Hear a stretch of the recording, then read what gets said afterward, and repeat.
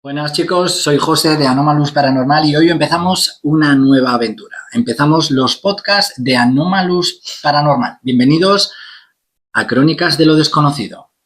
Bueno, hoy empezamos este camino, hoy empezamos esta aventura y no lo vamos a hacer solo. Tenemos nuestros compañeros tertulianos que van a estar a lo largo de las semanas con nosotros debatiendo y compartiendo temas interesantes del mundo paranormal, del mundo de la criminología y de varios aspectos de, demonios y demás.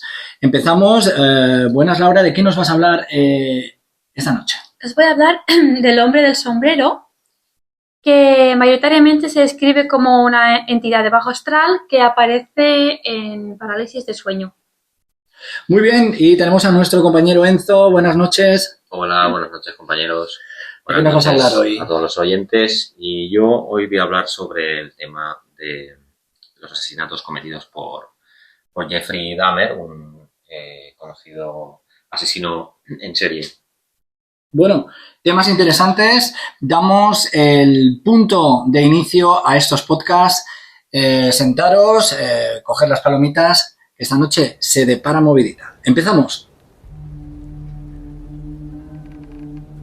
Os voy a hablar del hombre del sombrero. Es un relato bastante curioso y bastante conocido porque se trata de una entidad de bajo astral que aparece cuando hay parálisis de sueño. Se describe como una figura de un hombre alto, delgado, no se deja ver el rostro y lleva un peculiar sombrero de ala ancha. Normalmente, como aparece en parálisis de sueño, la persona no se puede mover, pero su mente está activa. Es decir, lo puede ver, pero no puede hablar ni se puede mover. Normalmente las personas que lo suelen ver son personas, como ya he dicho antes, cuando tienen muchos parálisis de sueño o cuando la persona tiene un nivel de estrés muy máximo, tiene algún tipo de trauma emocional, ha sufrido alguna pérdida o tiene una depresión profunda y eso hace que sea más susceptible a tener parálisis de sueño. Hay muchos casos que lo suelen ver cuando son niños, porque considero que los niños tienen como el portal más abierto y tienen como un velo más fino para poder conectar con el otro plano.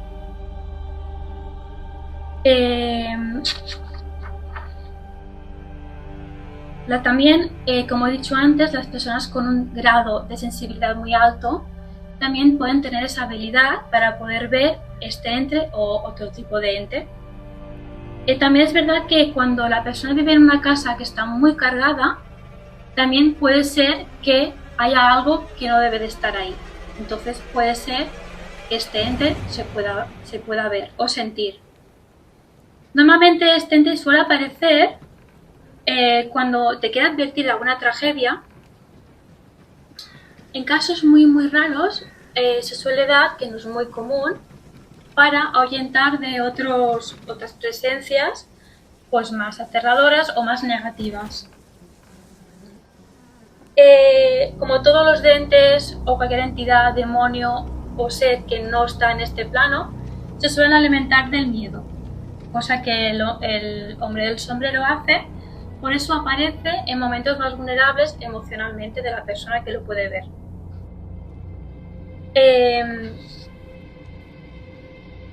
Como os he dicho antes, normalmente es cuando hay parálisis de sueño, pero no en todos los casos puede ser así. Se han dado casos que personas con experiencias psicodélicas, drogas, sustancias químicas, o cuando hay un trastorno mental, como por ejemplo la esquizofrenia, o cuando hay personas que han estado muy cerca de la muerte. Para los escépticos esto será como solamente una alucinación proyectada por un cerebro vulnerable, pero para la gente que es más espiritual o cree más en el esoterismo, es una entidad de bajo astral, como he dicho al principio, que viaja entre mundos, otros planos. Y aquí concluye mi relato. Bueno, podemos decir que este tema es bastante reiterado porque todos hemos escuchado alguna vez a alguien que le ha aparecido de alguna manera en la parálisis del sueño los sucubos o en este caso el hombre del sombrero. Son dos típicos de cuando sufrimos este tipo de situación nocturna que realmente es angustiante para la persona que lo pasa y pues obviamente empezamos a sufrir unos síntomas y empezamos a tener pues esa percepción como mucho más fina a la hora de ver este tipo de seres que solo aparecen, como tú has dicho, en casos de estrés máximo o que una persona quede muy vulnerable debido a múltiples circunstancias que nos pueden pasar. Sí, como comentas, José, el tema es muy interesante, ¿no?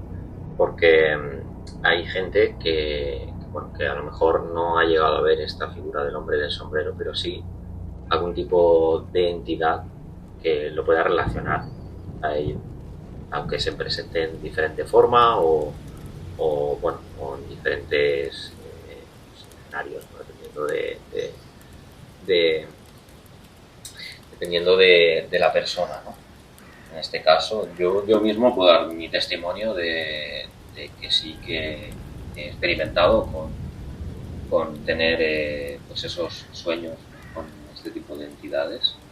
En mi caso en concreto no ha sido el hombre del sombrero, pero fue la Santa Muerte en su día, que la vi una noche que estaba pues, durmiendo, me desperté de golpe y vi esa figura en este caso de la Santa Muerte.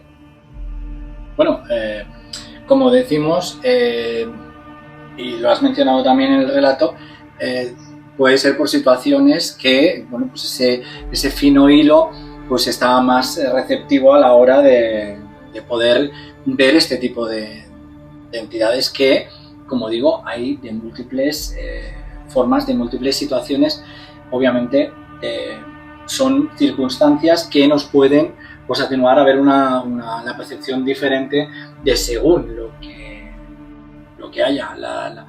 Ahora es que, claro, aquí entraríamos también en que por qué se están multiplicando los casos de parálisis del sueño. Es que tenemos una vida que realmente el estrés, el agitamiento, todo lo que es el tema de tener unas circunstancias a un nivel extremo de estrés comporta a que, bueno, pues puedan pasar este tipo de situaciones. También hay que decir que te desgastas a nivel energético, también quedas muchísimo más desgastado. Claro, es que se alimentan de eso, de la debilidad, la vulnerabilidad, tanto energéticamente como, bueno, más energéticamente, más que física, es más energética, porque es lo que realmente hay conexión con otros seres de otros planos. Sí que es verdad que cuando tú estás más vulnerable, más estresado o te ha pasado algo en tu vida, un trauma, una pérdida, energéticamente vibras más bajo, entonces eres también al vibrar más bajo, sí que es verdad que puede ser que estés más vulnerable a ciertas cosas. Bueno, más vulnerable y yo diría que más expuesto a este tipo de situación. Sí, claro. Porque claro, si es una entidad que se alimenta del miedo, es muy parecido a lo que es el tema demoníaco. Sí. Ese tipo de entidades pues se apoderan del miedo y es lo peor que nos puede pasar. Cuando estamos nosotros en investigaciones, muchas de las personas que nos ven y los espectadores nos dicen, es que no tienes miedo. Bueno, es que claro, es que es un hándicap no tener miedo, porque en el momento que tengas miedo, en ese tipo de situaciones estás perdido. Entonces no tienes que coger y magnificar ese miedo, porque si no automáticamente en este tipo de investigación es inviable de que podamos pues continuar con este tipo de investigación. Es que es totalmente inviable. Entonces ahí también relataba de que antes de la pérdida, o sea, en situaciones críticas de muerte. Sí, o cuando una persona sufre una pérdida de tu ser querido, así, pues claro, es como estás como más vulnerable, es como más bajo, energéticamente te das más bajo porque, claro, emocionalmente quedas más machacado y eso puede afectar que te dé una parálisis del sueño, porque tu mente y tu cuerpo no vibran de la misma sintonía. No, y yo creo que también cabe decir que si es una entidad de bajo astral, aparte de alimentarse obviamente del miedo, me imagino que cuando estás en una situación de moribunda, de que al igual estás en una situación, al igual de hacer algún cambio a nivel físico astral bajo la muerte, puede aprovecharse esa vulnerabilidad de ese bypass. Sí. O sea, me imagino que sería, bueno, pues como que sabemos que ya esa persona está a punto de irse y... Sí, pero al fin y al cabo el hombre del sombrero es bastante inofensivo porque no, o sea, él no actúa, simplemente te observa y suele observarte desde una esquina o rara vez se va acercando muy lentamente. Es un ser que no se suele ver de manera nítida y sí que es verdad que no suele tener mucho, no te suele atacar ni te suele, simplemente te observa. Claro, eso es lo que quiere él causar es miedo a hacer este tipo de... Pero nítida, ¿te refieres a como sombra? Como una sombra, sombra como una muy sombra. nítida. Sí, por eso no se le ve el rostro. Yo había escuchado hablar de la misma situación, pero que se le veían unos ojos rojos. También es posible. Se pueden ser de las dos opciones. Hay gente que lo suele ver con los ojos rojos o hay gente que lo ha visto de una manera más nítida, más sombría. Depende de cada persona, de la manera que lo pueda vivir. Pero sí que es verdad que hay situaciones que hay gente que lo ha visto de esta manera, con los ojos más rojos. Sí, no. Yo había escuchado esas dos versiones de gente que, pues al igual en una esquina de la habitación había visto pues, esos ojos rojos en esa sombra y con el sombrero. Entonces es la misma entidad, podríamos decir, es lo mismo, pero de diferente representación a la hora de que se nos aparezca a nivel personal. También depende de la persona que lo ve. O sea, no todo el mundo puede ver de la misma manera. Cada persona puede verlo de una manera distinta dentro de estas dos opciones, porque es cuando normalmente suele aparecer de estas dos. A los niños, ¿no? También he escuchado que también se suele hacer. Casi la mayoría de la gente suele ser niños, porque cuando estás en una edad más temprana, sí que es verdad que como el portal que tenemos, que no se ha bloqueado por culpa del miedo o por inseguridades, a veces este canal se cierra. Y los niños lo tienen más abierto, igual que los animales. Los animales y los niños están más expuestos a ese tipo de experiencias paranormales. Bueno, no todos los niños, pero sí que la gran mayoría suelen ser niños. Tienen una sensibilidad bastante más alta. Extrasensorial más alta, sí. La sensibilidad extrasensorial es eso, que capta sensaciones, energías, presencias, vibraciones, que quizá un adulto quizá ya lo tenga más que bloqueado, más cerrado el canal, por decirlo de alguna manera. Bueno, me imagino que es lo que digo.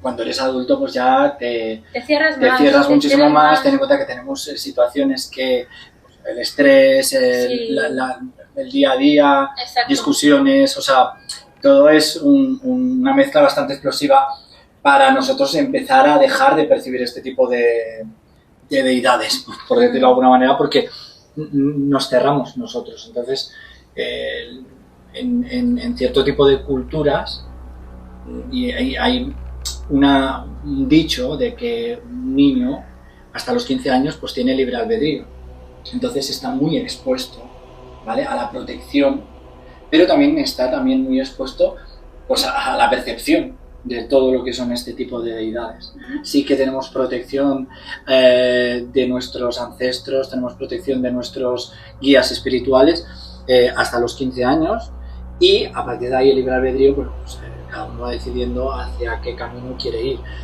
pero también te expones a que todo este tipo de situaciones sea más fácil poder verlas, sea más fácil pues tener este tipo de traumas, porque hay realmente mucha gente que dice que los niños cogen pues este tipo de trauma, porque cuando eres adulto y te dice tu crío, oye, pues es que he visto un hombre con los ojos rojos y el sombrero, pues obviamente yo creo que un adulto no le va a dar tanta importancia como al igual debiera, ¿no? Porque al igual puede ser también que está avisando de algo. ¿No? Podríamos estar cogiendo un aviso de algo y no dándonos cuenta. Exacto, sí, es ¿vale? verdad. Los padres tendrían que dar más hincapié. Cuando yo era más niña, más pequeña, sí que es verdad que yo notaba pues, sombras, veía sombras o presencias, pero hasta que no cumplí 9-10 años yo no pude dormir con la luz apagada. Y es verdad que yo le comentaba a mi madre, ¿no? Y mi madre nunca no tuvo consideración, porque yo creo que tampoco le dio importancia. Una niña, lo que tú dices, una niña, pues a lo mejor no era un niño, una niña, quizás no le das la misma importancia que un adulto. Y a veces sí que es verdad que puede ser que ese mensaje pueda advertirte de algo, como una visión, o una ente, o cualquier tipo de situación, pues sí que es verdad que puede ser te hagan ayuda, pero quizás la gente que está en otro punto, gente pues adulta, pues quizás no lo ve de la misma manera que un niño en ese momento. Claro, y también cabe decir, porque tú has dicho que está muy relacionado con la parálisis del sueño. La parálisis del sueño es una situación estresante, Sí. O sea, para la gente que la ha sufrido es traumática. Sí, podríamos decir, porque básicamente estás en una situación de vulnerabilidad, podríamos decir total, porque no puedes mover y a veces ni gritar. No puedes gritar, no puedes hablar, no te puedes mover. Pero en situaciones hay personas que han tenido, ahí depende de cada parálisis, sí que es verdad que tú puedes ver, puedes abrir los ojos, pero no te puedes mover, no puedes hablar, no puedes chillar, no puedes hacer nada. Pero sí que notas, pero no puedes, sí, tu cuerpo no responde. Y hay veces que la persona ha visto o simplemente siente que tiene algo al lado, pero no puede girar el cuello. Tiene que estar aquí quieta hasta que su cuerpo responde. Exacto. Y ahí se pasa mal, porque tu cuerpo no... Es como si estuviera muerto en vida. ¿Tenemos una noción de más o menos cuánto pueden durar las parálisis del sueño? Hay Yo- gente que dice que Depende. duran minutos, hay gente que dice que A mí- se han hecho eternos y en Bueno, realidad... la última Claro, la vez- sensación que te da Tiene que ser es que es eterno. La última vez que yo Porque tuve... te sientes atrapado, ¿no? Dentro de tu propio cuerpo sin poder hacer nada. Y claro, es una sensación bastante desagradable. Sí. Del cual la noción del tiempo, yo no sé si científicamente se habrá comprobado eso o no, pero en lo que es cuando la padeces es algo... Es agonizante, Yo claro. la última vez que tuve una parálisis del sueño, que hace mucho que no he vuelto a tener, que hace años, me duró que fueran un par de horas, porque tenía el reloj al lado. Tenía el reloj al lado, iba mirando el reloj y pasaron 2 horas, así quieta.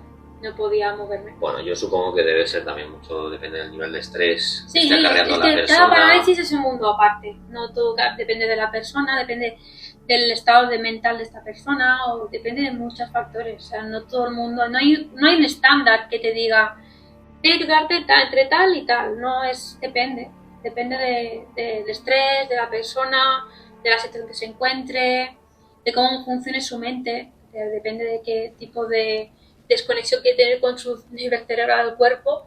Es muy distinta a cualquier otra persona que pueda tener. Bueno, es un mundo que la persona ve y tiene una perspectiva totalmente diferente unas de otras y obviamente cada persona percibe y ve las cosas Diferente. a su sensación y a su Exacto, vivencia personal, sí, obviamente. exacto. Bueno, tema interesante el hombre del sombrero, debido a que es un tema, como digo, que lo podemos encontrar en cualquier parte del mundo y nadie queda excluido de pasar este tipo de situación o ese tipo de percance a lo largo del globo. Y ahora vamos con Enzo, que nos trae un caso un poco sangriento. Esta noche vamos a hablar de un asesino en serie. Hola, muy buenas noches a todos y bueno, yo voy a hablar del asesino en serie Jeffrey Dahmer. En este caso fue un asesino en serie que dio mucho que hablar, porque este hombre desde niño le gustaba disecar animales ya muertos. Estaba muy obsesionado con el tema de la carne, los huesos. En sí empezó por los animales, ¿no? También tuvo una infancia bastante dura, porque en el colegio lo excluían mucho, ¿no? Le hacían mucho bullying, lo veían como el rarito del colegio, del instituto. Y bueno, él empezó a cometer asesinatos desde muy joven, tendría 19, 20 años. Lo que hacía era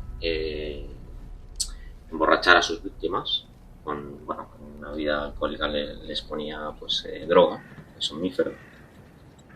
Los drogaba de esta manera hasta que los dormía, los secuestraba, los violaba, y luego se los comía. Los mataba y los cortaba en pedacitos y se los comía. Le apodaron el carnicero de Milwaukee, porque él era de Milwaukee.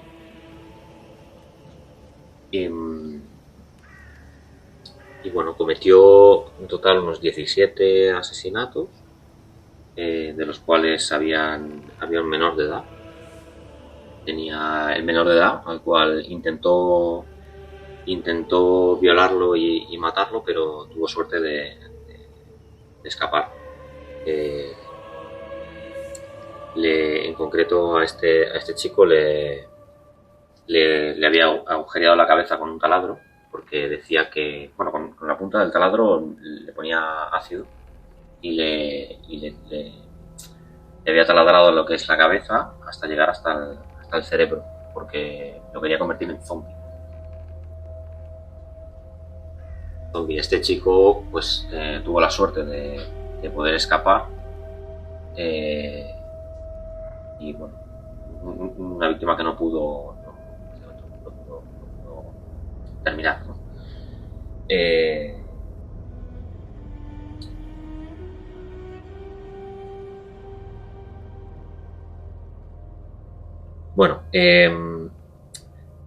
También este hombre, como comenté antes, había cometido 17 asesinatos, de los cuales todos eran hombres, porque él era homosexual. Y todas las víctimas fueron hombres.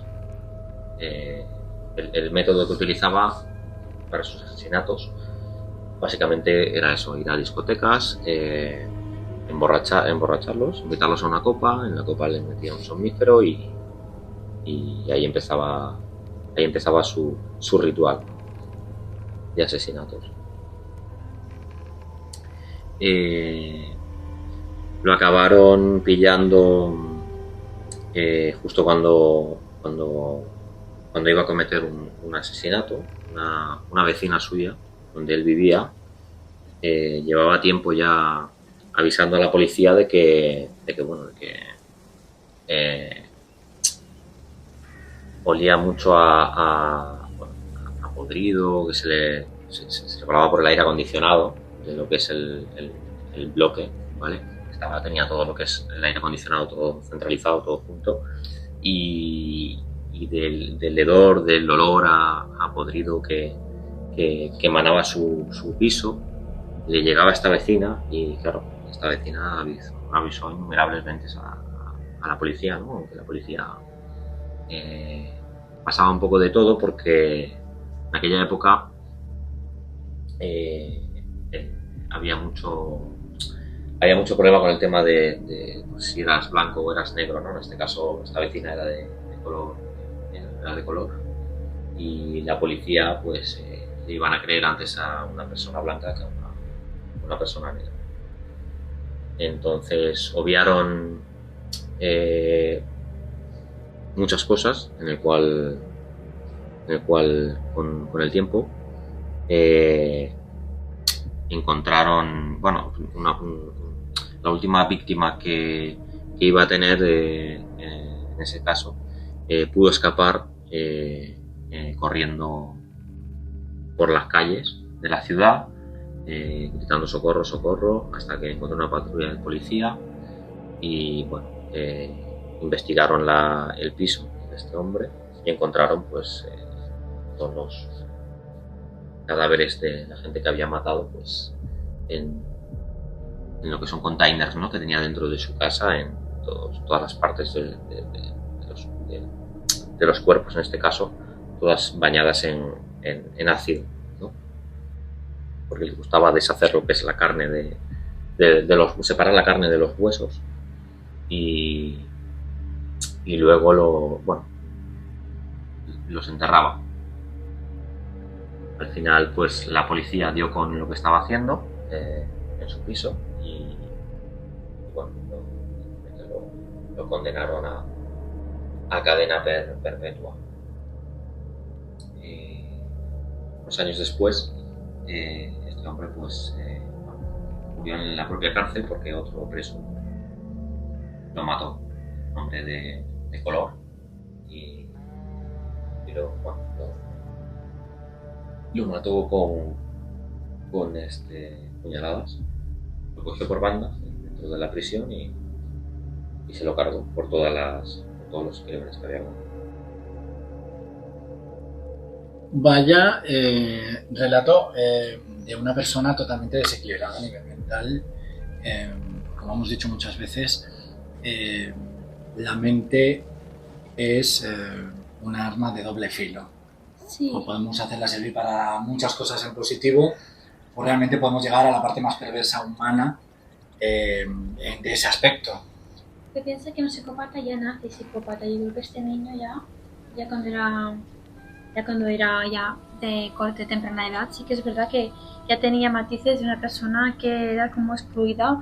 Lo excluían porque realmente ya era un psicópata, pero con el tiempo sí que se fue como dando más a dar estos tipos de conductas que va ligado también a la infancia.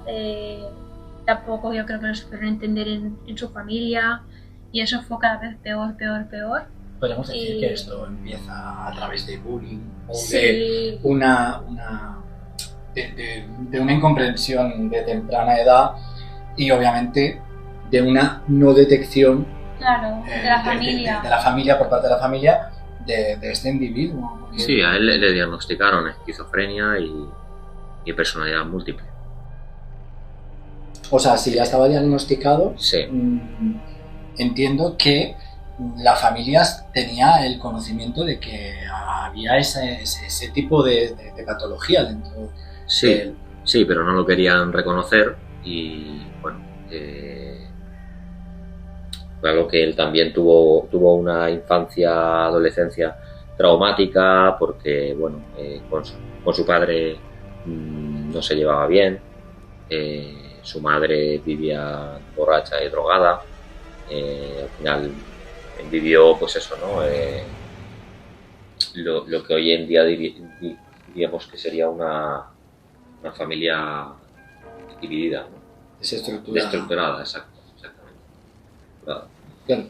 Entonces ya partimos de lo de siempre. Tenemos una patología que no se le hace hincapié hasta que actúa.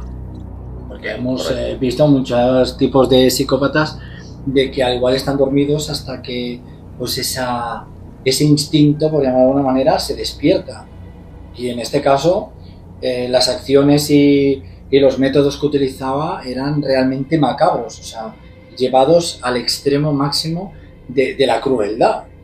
Porque no era solamente que tenía una patología, sino que era ya un extremo radical de la destrucción a nivel de conciencia y a nivel de tortura. Exacto.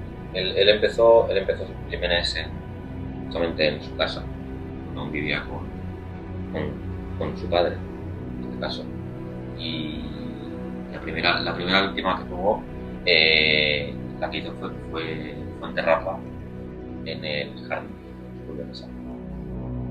También creo que la historia de este psicópata, creo que una vez una víctima se libró porque estaba su abuela en casa y sospechaba algo y dijo, yo de aquí no me muevo. Y ahí estaba la víctima y al final pues despertó porque lo drogó y creo que ese hombre escapó porque la abuela lo estuvo vigilando. Si mal no recuerdo. Una de sus víctimas era de raza negra. Sí. Lo había llevado a casa de su abuela, porque bueno, su padre en ese tiempo lo había echado de su casa y lo había llevado a casa de su abuela. Sí, lo intentó drogar, pero pudo salvar la vida gracias a que la abuela escuchó ruidos y bajó para ver qué pasaba. Y claro, ¿qué hace este chico aquí en casa a estas horas? Y por esa suerte se salvó, ¿no? Sí. El chico. Claro, es que yo creo que también es verse en situaciones. O sea, es estar en una situación de verte como una persona que, bueno, me imagino que debían engatusar a las víctimas, porque no debía ir. O sea, según lo que ha relatado, él no era un psicópata que iba directamente a degüello. Se camuflaba. Exacto, era como más sigiloso y al igual yo me imagino que debía embaucar pues a toda víctima que quisiera. Correcto. Con sus métodos, vaya. La mayoría de víctimas que conocía eran en discotecas, pubs que iba. Había un balneario que al cabo del tiempo le prohibieron la entrada porque había muchas quejas de gente que se quejaba de que cada vez que iba pues siempre drogaba a alguien o se llevaba a alguien, pues eso, ¿no? Drogado para su casa o tal, y ya el dueño del balneario le vetó la entrada, básicamente. O sea que ¿no? ya sé si esa. O sea, Sí. Ahí ya estábamos dando las primeras iluminaciones a los casos que luego vinieron. Porque si ya vas a un balneario a estar allí y cada vez que sales de ese balneario acabas con una persona Claro, iba que con te ese llevas objetivo. drogada, obviamente las personas del balneario, yo creo que también por su parte deben estar un poquito más ingenuas y dan al igual la butaron antes. Pero también en aquella época el tema de pues, ser homosexual, de todo el tema que había con pues, la raza negra, ¿no? Que en aquel momento pues, estaban que no, si eres blanco eres mejor que el negro y tal. Pues, claro, una persona de raza negra iba a... De hecho, el chico este que escapó de la casa de su abuela fue a la policía a denunciar que lo quería matar, ¿vale? Y la policía no le creyó por el simple hecho de ser de raza negra.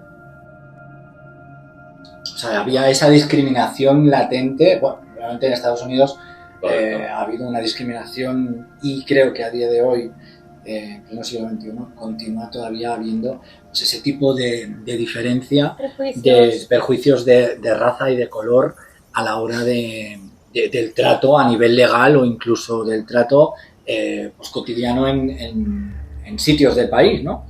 Y obviamente pues imagino que tal como nos hemos visto en películas y tal como hemos visto incluso en algunos relatos de la actualidad, a día de hoy pues que se continúa haciendo esa discriminación por el color de esas personas y obviamente pues quedan pues inferiorizadas aún sin saber el motivo ni el porqué, bueno, en qué se basan obviamente de ese tipo de afirmaciones, ¿no? Y de conductas. Exacto, sí. Antes era más fuerte el tema, era más perseguido. Bueno, quiero decir, perdón, hoy en día es más perseguido que antes, ¿no? Porque, bueno, justamente por el hecho de ser en aquella época homosexual o ser de raza negra, pues, te separaban, ¿no? Eras de otra... Sí, como si no pertenecieses a la sociedad, ¿no? Como si no un marginado. tuvieras menos derechos que otra sí. persona que fuera de color, ¿no? Exacto. Como si estuvieses fuera de la sociedad, ¿no? Excluido totalmente. Excluido totalmente, exacto.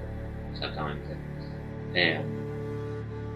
Otra de las peculiaridades que me he olvidado explicar sobre este asesino es que una vez drogaba a sus víctimas y se las llevaba a su casa, las ataba en la cama, les ponía una película en la tele, le obligaba a mirar esa película con él, luego se hacía unas fotos con cámara de fotos, se hacía una foto con la víctima y los degollaba y le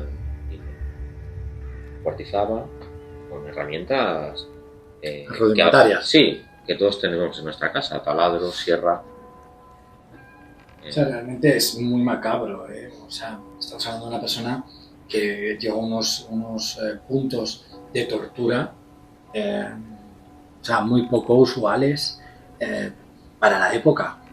Porque claro, hoy en día, ¿quién no tiene pues herramientas en casa? Entonces, pues ese tipo de situación pues sería más probable ahora, ¿no? Porque todos tenemos herramientas, todos tenemos motosierras, todos tenemos bueno, lo cotidiano para el uso del bricolaje. Pero claro, en aquella época ya ese tipo de tortura y ese tipo de matanza, por llamarlo de alguna manera, ya es algo fuera de lo normal, ¿eh? O sea, estamos hablando de alguien realmente desequilibrado Sí, a unos niveles con problemas mentales. Lo que impactó mucho también a los asesinatos, evidentemente, fue también el tema del pasotismo de la policía. Porque por el hecho de ser un hombre blanco, pues esta persona...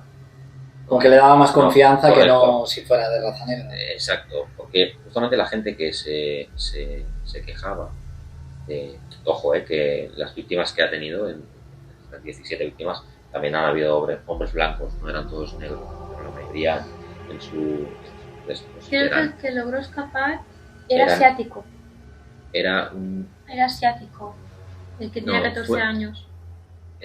Sí, exacto, era un niño asiático de 14 años. Este chico en concreto se lo encontró con unos amigos que estaban bebiendo pues, la típica juntada de amigos, ¿no? Que se ponen por la noche a beber pues, alcohol, cervezas, de manera pues ilegal porque son menores, ¿no?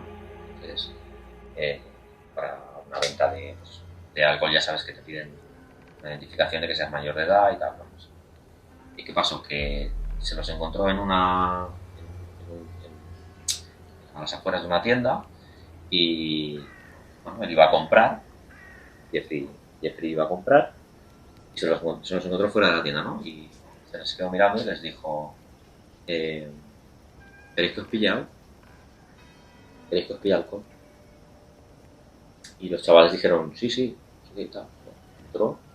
Compró la botella de alcohol, se las dio, engatusó a uno de ellos que justamente era pues, de origen asiático y bueno, lo emborrachó, lo engatusó, se lo llevó a su casa con la excusa de que solo venía a casa para ver unas películas y tal, y así empezó todo el tema. Cuando se lo llevó a casa,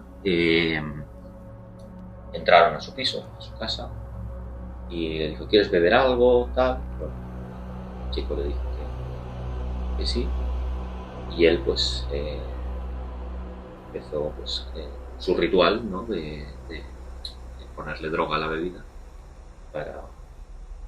para posteriormente pues cometer el crimen, en este caso de este chico, que incluso vio la identificación del chico y marcaba su DNI, que tenía 14 años. De hecho, yo creo que Jeffrey Dahmer conocía a este chico porque tenía un hermano. Este chico asiático de 14 años tenía un hermano mayor. Se ve que creo que tuvo algo que ver porque murió su hermano. Creo que Jeffrey tuvo algo que ver y él creo que empezó porque como tenía problemas económicos la familia, Jeffrey le propuso que le hiciera unas fotos y que le daría dinero. Pero sí que es verdad que por eso accedió, que ya se conocían. Sí, correcto, sí. Él sí, porque era una familia, bueno, este chico venía de una familia pobre. Muy pobre. Muy pobre. Y bueno, cuando le dio la bebida, ¿vale? Que intentó pues lo que es cometer el asesinato y tal,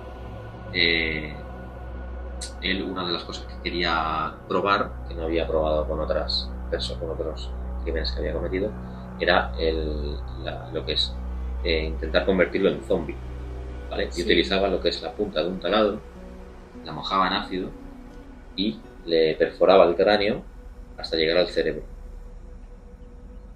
¿Vale? Bueno, es realmente sí. es algo de psicópata, nunca mejor dicho, y con un nivel de ser sádico a unos niveles insospechados. Bueno, tema sangriento. Y ahora pues nos vamos al último tema de esta noche. Vamos a hablar de un tema que mucha gente tiene curiosidad debido a ahora, ya que estamos a punto de ver la entrega de la última película de los Warren, de El Conjuro 4. Estamos ya a punto, a escasas semanas de su estreno aquí en el país, y vamos a hablar de algo que mucha gente pues no conoce o desconoce. Estamos hablando ni más ni menos que de las infestaciones de la casa, cuando una entidad demoníaca empieza a infestar todo lo que es la casa y a que empiecen a suceder cosas realmente extrañas y escalofriantes. Volvemos en un momento con este podcast.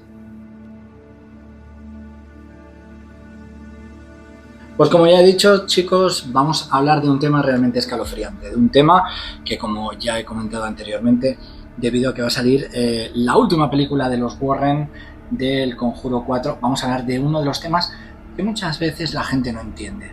Y muchas veces pues tenemos esa curiosidad de a ver qué es lo que sucede cuando realmente una entidad oscura, una entidad demoníaca, empieza a dar sus primeros síntomas o sus primeras apariciones en una casa, en un hogar. Cabe decir que los demonios son los únicos que pueden llegar a poseer. Podemos tener deidades en casa desencarnadas que hayan fallecido y se hayan quedado obviamente en el lugar de residencia o en algún lugar si es que ha sido una muerte trágica. La diferencia que hay con los desencarnados, con los demonios, son varias. Entre ellas que cuando aparecen en un domicilio, cuando aparecen en un lugar habitado, empiezan a haber cierto tipo de síntomas. Entre ellos podemos empezar a hablar de que empiezan a aparecer cierto tipo de insectos que normalmente no suele haber en la casa, o incluso, pudiéndolo decir, si estamos en pisos o estamos en algún lugar que no haya pues vegetación alrededor y no sea una casa, por decirlo de alguna manera, al aire libre, en medio del campo, pues empiezan a aparecer insectos extremadamente raros. Empiezan a aparecer situaciones, normalmente suelen ser nocturnas, de ruidos, de susurros, podemos decir golpes incluso, actividad dentro de la casa, empiezan a encenderse, a apagarse electrodomésticos. Todos hemos visto en alguna que otra película la famosa radio que se enciende a altas horas de la madrugada porque hay una entidad demoníaca que activa pues ese dispositivo y empieza pues a sobresaltarnos a altas horas de la madrugada. Aparece también un síntoma que es básicamente clave, el olor. De repente pues en el hogar empiezan a aparecer olores realmente putrefactos. Son olores que realmente son como a carne podrida, un olor que es extremadamente muy peculiar. Ahí, como digo, empiezan a aparecer todo tipo de pues, manifestaciones, empiezan a aparecer todo tipo de olores, insectos, empieza a haber, como digo, conforme va pasando el tiempo, eso se agrava y ahí es cuando empieza el juego. Podríamos decir que la primera parte es la infestación. Primero, una entidad demoníaca necesita infestarlo todo. ¿Qué pasa cuando empiezas a infestar una casa? La reacción de la gente, lo primero que pues piensa es que, bueno, que hay algo que no va bien, empieza a coger tensión, ¿vale? Eso es la primera parte de hasta llegar al colofón de lo que necesita un demonio, que al fin y al cabo acaba siendo la posesión demoníaca. Podríamos decir que todo ese aspecto se prepara y se cultiva para que la persona empiece a tener angustia. De ahí ya pasamos a los fenómenos. Una vez que ya hemos pasado la primera etapa, pasamos a la segunda. Ahí ya podemos decir que están ya con actividad. Vemos actividad, obviamente, fuera de lo común, se encienden, se apagan aparatos, se mueven cosas, flotan cosas, empiezan a haber fenómenos, lo que podríamos decir, fenómenos poltergeist. Entonces, todo este tipo de fenómeno ya sería una parte que crea lo que el demonio quiere, miedo. Entonces, ahí estamos ya en una parte donde tenemos tensión y miedo. Los demonios obviamente se alimentan pues de ese tipo de energía del ser humano, se alimentan del miedo, se alimentan del dolor, se alimentan de toda esa situación que, si encima hacemos este tipo de acciones, se magnifica dentro de la casa y empezamos a tener miedo. En el momento que nosotros tenemos miedo, estamos sobrealimentando a esa entidad.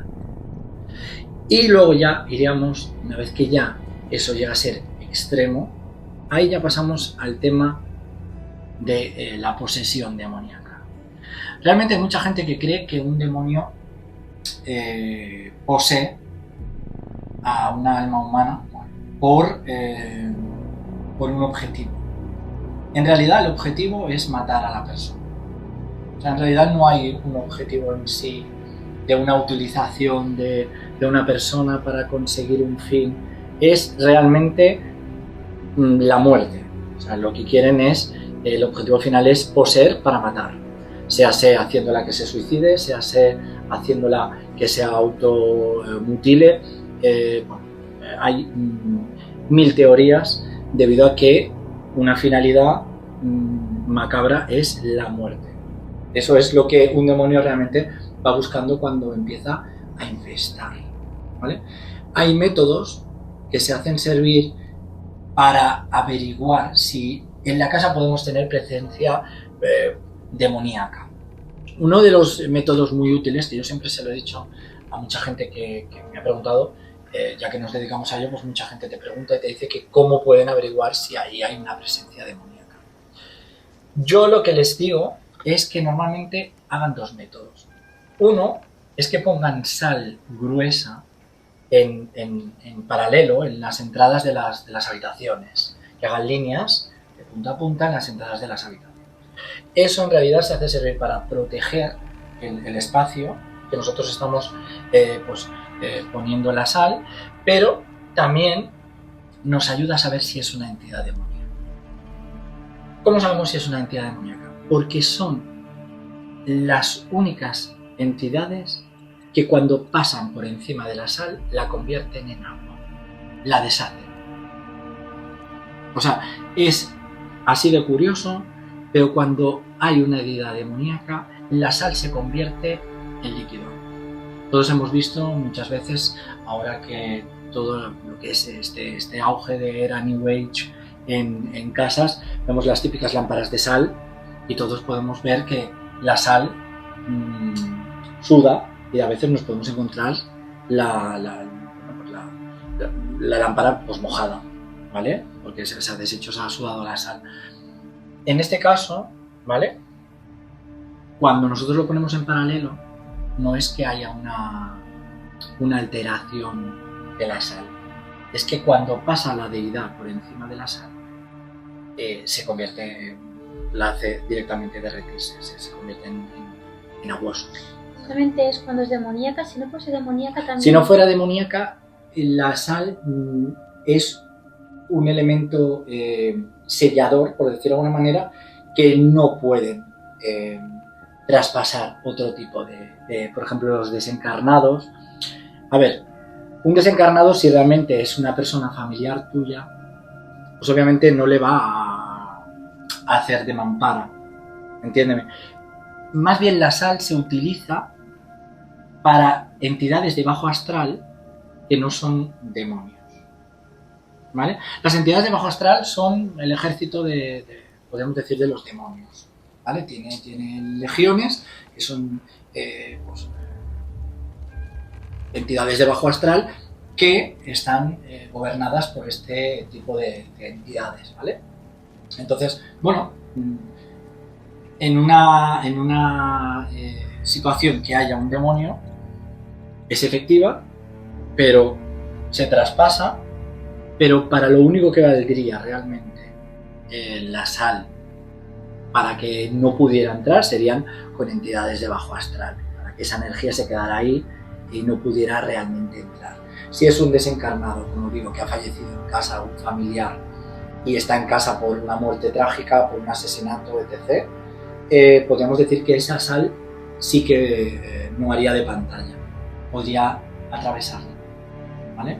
Entonces, sí que es verdad que para entidades negativas pues, tiene su utilidad, pero cuando encontramos que la sal está totalmente deshecha, podemos decir que algo hay. Y el otro método, pues es prácticamente también tenemos que utilizar sal, ponemos mitad de vaso de sal y lo otro lo llenamos hasta arriba de vinagre, ¿vale? Cuando hay entidad demoníaca la energía es muy densa, es realmente ya muy densa. Cuando la sal sobresalga del vaso y cristalice, podríamos decir que estamos ante una negatividad extremadamente grande, ¿vale? Eso también suele pasar cuando te hacen trabajos de brujería y demás, no solamente con las entidades demoníacas, es un método que abarca varias cosas, pero sí que es verdad que cuando hay este tipo de situaciones es muy útil saberlo porque nos está marcando que hay una deidad con una acumulación energética bastante importante y densa y podemos entonces descifrar de que esto no pinta extremadamente bien. Y es un mito que mayoritariamente, bueno, según dicen, puede que sea un mito que mayoritariamente estas entidades demoníacas se presenten más en casas o sitios abandonados, donde realmente es un mito. Porque las entidades demoníacas aparecen por la mano del hombre. O sea, eso es una cosa que tenemos que tener claro. ¿Que hay sitios propensos? Sí. ¿Que pueden aparecer? Sí. Pero siempre está la mano del hombre ahí. Se hace porque se ha hecho una ouija y se han abierto puertas y no se han cerrado correctamente. Se hace porque alguien ha hecho rituales de invocación o satánicos en una ubicación. Entonces ya nos está diciendo que el hombre está muy vinculado a la aparición de entidades demoníacas. Si el hombre no altera ese lugar, obviamente no es probable de que aparezcan entidades demoníacas en lugares. Pero sí que es verdad que hay sitios, como casas, que hay entidades demoníacas, pero porque hay un previo. O sea, no porque la casa se ha infestado a raíz de hacer rituales, de haber hecho ouijas, al igual de haber dejado las puertas abiertas. Es que eso es otro mundo. Entonces, cualquier cosa que tú le dejes abierto para que pueda entrar, ahí lo tienes. O sea, eso es una cosa que tú les dejas un portal de una ouija abierta y nosotros a veces lo hacemos, ¿eh? Nosotros en las investigaciones muchas veces tenemos la decisión de coger y dejar la ouija abierta, que llevamos el máster y dejarlo abierto. Pero es voluntariamente queriendo para poder, bueno, pues hacer el tiempo de investigación e incitar a la entidad pues a que haya interacción con nosotros. Si no, realmente no sería muy aconsejable coger y dejar esos portales abiertos, ¿eh? O sea, eso es una cosa que tenemos que dejar claro, que obviamente no es un tema de juego, no es un tema que la gente se tenga que tomar a la ligera, debido a que este tipo de tema puede llegar a traer consecuencias y no podríamos decir muy buenas, por decir. Sí, claro, es algo que, bueno, que se tiene que saber lo que se hace, ¿no? En ese sentido, porque comentabas, pues era algo bastante peligroso, ¿no? Sobre todo para la gente que no esté metida en este tipo de cosas, ¿no? Porque por desconocimiento más que nada. Es algo que, bueno, yo en concreto le tengo respeto, ¿no? Y creo fielmente en que estas cosas, pues, evidentemente tienen un riesgo, ¿no? de interactuar con estas entidades. Por ejemplo, para hacer una ouija y que funcione, es decir, que tú invoques a ese portal y que realmente fluya, hace falta que la persona tenga un tipo de habilidad o cualquiera puede hacer una ouija. A ver, una ouija la puede hacer cualquiera, ¿vale? Mientras tenga un conocimiento básico de lo fundamental, que es abrir y cerrar la puerta. Sí, y obviamente también la gente con la que participe a ese tipo de acto, pues tiene que tener un poquito de conocimiento. Yo no soy de aconsejar si no tienes un conocimiento previo y no sabes hacer las cosas. Yo no soy de aconsejar que tú hagas una ouija, ¿vale? O sea, eso del tirón. Yo pues aconsejaré que haga una ouija una persona que tiene un conocimiento y una actitud, porque no es todo coger y venga, va, y abrimos un portal y... No, o sea, hay que saber cómo se abre, hay que saber cómo se cierra, hay que saber las consecuencias que... Sí que también hay el mito, ya que he sacado el tema de la ouija, que el tema de la ouija es un tema bastante amplio para poder seguir hablando, es que en las películas vemos que se abre la ouija y aparece un demonio. Eso es muy poco probable. O sea, así como en las películas... Eso es mucha ficción, sí, que ponen a la hora de... Es mucha condimento, por llamarlo de alguna manera, Sí. a las películas. Porque en realidad es muy Relleno. poco... Sí, Relleno. es muy poco probable de que una entidad demoníaca te posea a través de una ouija. Es muy, pero que muy, muy poco probable. Que Normalmente tú dicen- dejas el portal abierto y si en esa casa ha sido propicio a que ya hay algo, por eso digo que es importante tener un conocimiento de no hacer la ouija en cualquier sitio. Entonces, si tú vas a una casa, pueden que estén conectados a algún objeto, algún... las entidades Diluvio. demoníacas, sí, las entidades demoníacas que se han hecho servir sobre todo en rituales, ¿vale?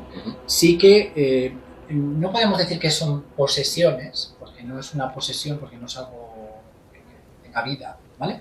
Pero podemos decir que lo utilizan de recipiente como para poder trasladarse, para poder, bueno, para sus fines, Tener un cuerpo. para tener, bueno, no que para tener un cuerpo, sino tenemos que decir que es un objeto de incitación a algo, ¿vale? O sea, es un recipiente que tienen ahí para poder, bueno, pues poder jugar.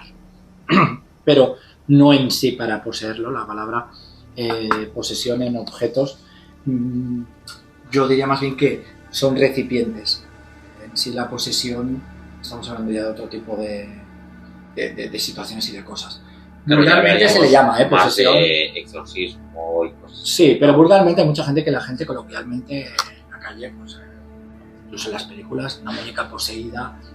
O sea, es un término bastante coloquial que se utiliza bastante de tú a tú y de la calle, o sea, pero más bien sería un recipiente, una posesión en sí, ¿vale? Sí, una manera de interactuar con el... Le llamamos poseído.